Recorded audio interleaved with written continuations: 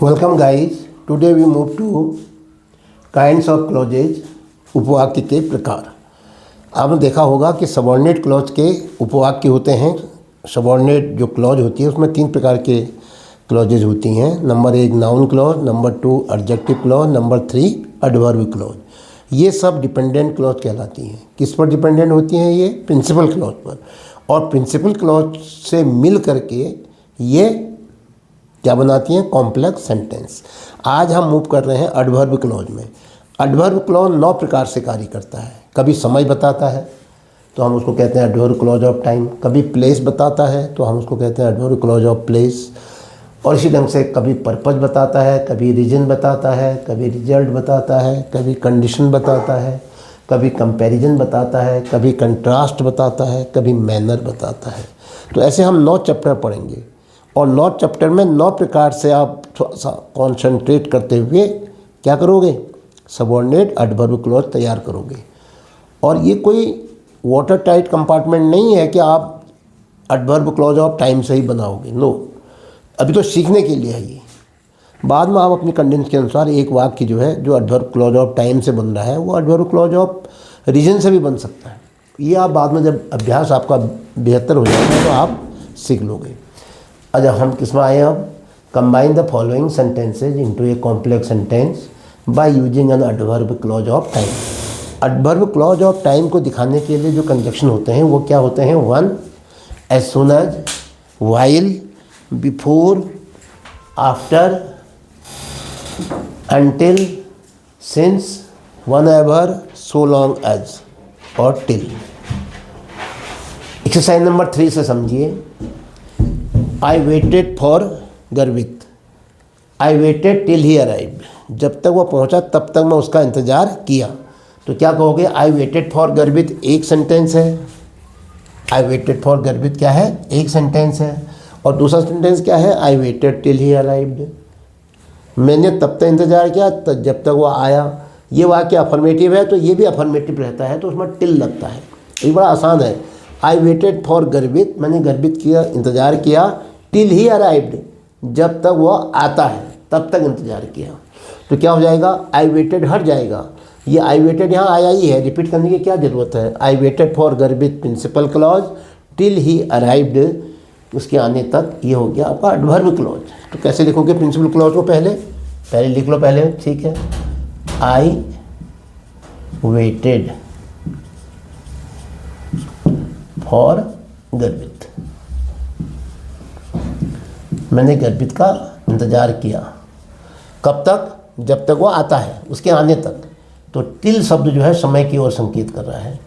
Till और फिर अब सब्जेक्ट आएगा, ही हो गया, वर्ब आएगा अराइव्ड। तो ये क्लॉज हो गई हमारे पास। तो ये वाक्य सेंटेंस जो है 2 चीज़ से मिला, एक प्रिंसिपल क्लॉज से, एक एडवर्ब क्लॉज से। दोनों मिलकर के क्या बना रहे हैं? कॉम्प्लेक्स सेंटेंस बना रहे हैं। Ram was reading a book. Ram एक पुस्तक पढ़ रहा था। Ram was reading a book. Ram was reading a book. My friend came to Ram. मेरा दोस्त जो था वह राम के पास आया।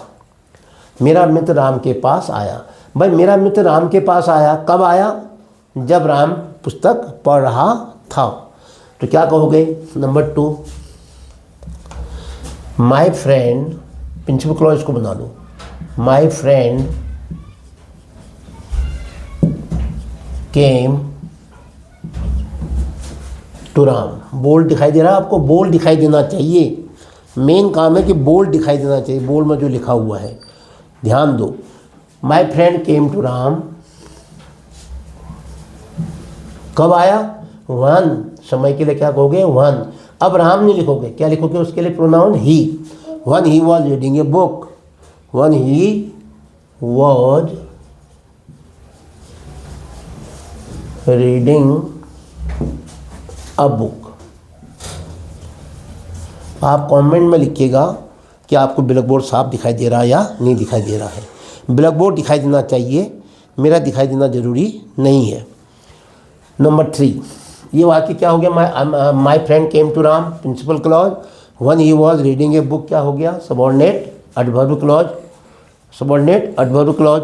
Subordinate adverb clause. रॉक्सी ने वीडियो खराब कर दी। वो ना फिर एक चीज बताता हूँ, तुमको एक चीज बताओ। Wait here your father arrives. उसने ना वेट हियर, ये ऐसे करा, देखो ऐसे दरवाजा बंद कर दिया उसने। दरवाजे बंद था। वेट हियर, यहाँ पर रुको। योर फादर अराइव्स, तुम्हारे पिताजी आते हैं। अफर्मेटिव सेंटेंस है, नॉट नहीं है, यहाँ भी नॉट नहीं आएगा। तो क्या कहोगे? वेट हियर, यानी यू वेट हियर, आप यहाँ पर ठहरो, आप यहाँ पर रुको, आप यहाँ पर रुको। क्या हो जाएगा? ये प्रिंसिपल क्लॉज हो जाएगा। कब तक? टिल आएगा आप यहाँ पर। अगर निगेटिव होता पहले वाले में तो अनटिल आता। Till your father arrives.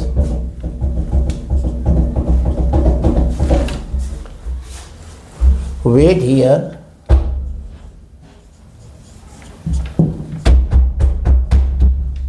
wait here till your father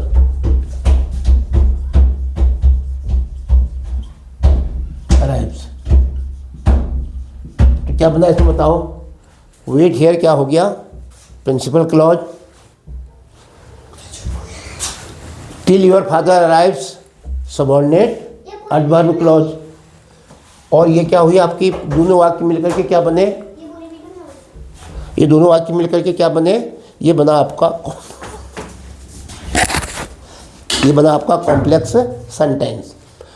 यहाँ पर रुको, आपके पिताजी के आने तक, दोनों मिलकर के बनेंगे आपके कॉम्प्लेक्स सेंटेंस। पहला प्रिंसिपल क्लॉज, दूसरा adverb clause. Next, the bell rang, all the student went into their classes. घंटी बजी, सारे विद्यार्थी कमरे के अंदर चले गए। तो सारे विद्यार्थी कमरे के अंदर कब गए? जब घंटी बजी। तो क्या कहोगे प्रिंसिपल क्लॉज में? ऑल द स्टूडेंट्स, पहले बोलो।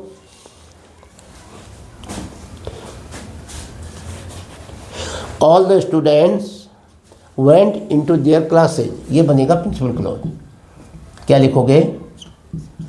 ऑल द स्टूडेंट्स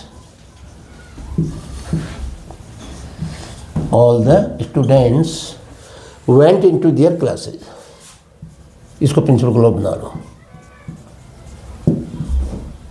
एक काम और करना था, जब घंटी बजी है ना, पहले घंटी बजे, इस वाक्य को आप पहले लिख सकते थे। किसको? व्हेन द बेल रैंग को। तो क्या बना आपका? व्हेन द बेल रैंग, जब घंटी बजी। इसको सबऑर्डिनेट को पहले लिख लो, एडवर्ब क्लॉज को। व्हेन द बेल रैंग, जब घंटी बजी। अब क्या लिखोगे?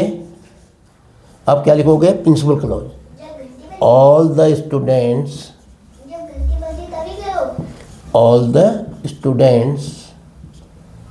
Went into their rooms.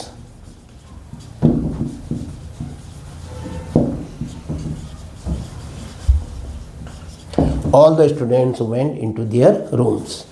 Next, ये दोनों वाक्य मिलकर के कॉम्प्लेक्स सेंटेंस बना रहे हैं। एक प्रिंसिपल क्लॉज है और एक एडवर्ब क्लॉज ऑफ टाइम है। द मिल्कमैन केम, दूधिया आया। I went to the market, मैं बाजार गया। तो इसका मतलब दूधिया बाद में आया, मैं फिर बाजार चला गया। तो क्या कहोगे? I went to the market नहीं, the milkman came after I went to the market, मेरे आने के बाद गया। तो क्या कहोगे? The milkman came after I went to the market. क्या बनाएगा? The milkman came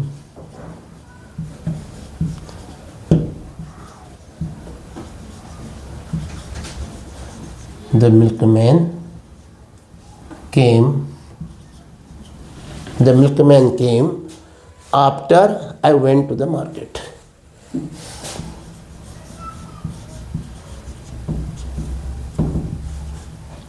After I went to the market.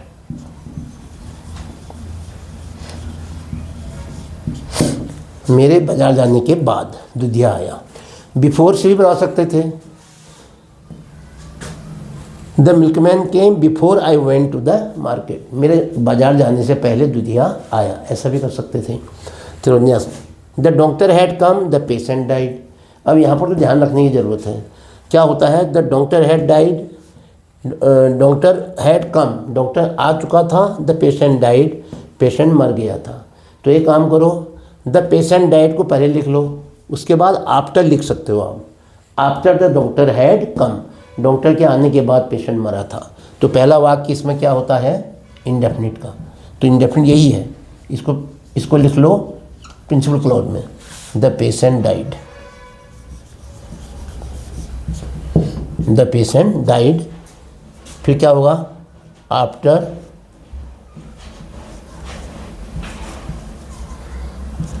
The doctor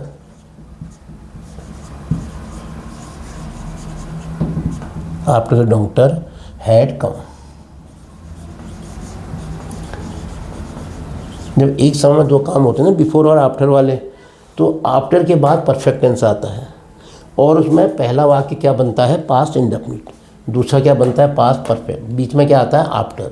अगर आप बिफोर बनाओगे तो पहला वाक्य क्या आएगा, परफेक्ट टेंस, जैसे the doctor had come before the patient died, क्या कहोगे, पेशेंट के मरने से पहले डॉक्टर आ चुका था, और करके बना ही देता हूँ मैं इसको, लो, और क्या बना सकते हैं, पहला अगर बिफोर लगा रहे हो तो पहला वाक्य परफेक्ट बनेगा, परफेक्ट वाला वाक्य ये था, तो ये प्रिंसिपल क्लॉज बन गई, द डॉक्टर, बोलो, the doctor had come,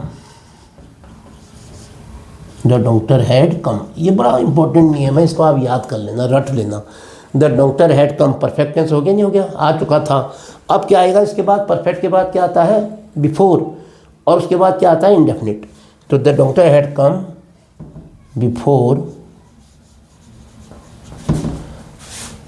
the patient died.